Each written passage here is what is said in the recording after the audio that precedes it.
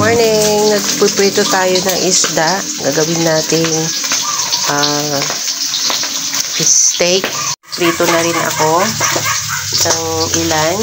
Prepare ko na rin tong sibuyas. Tapos, yan. Yan yung ating pinagprituhan. So, igigisa ko na dito yung sibuyas.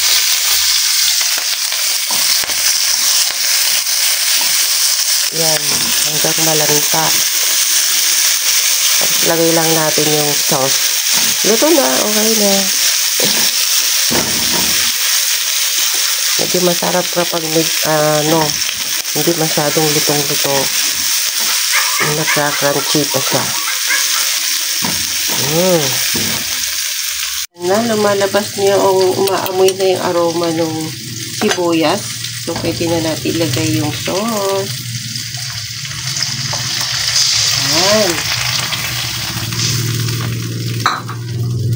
Haluan natin.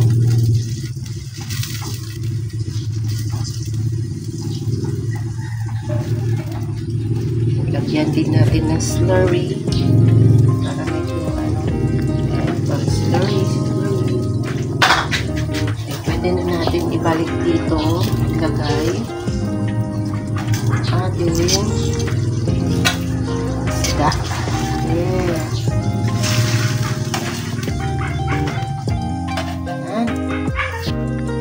Ating steak.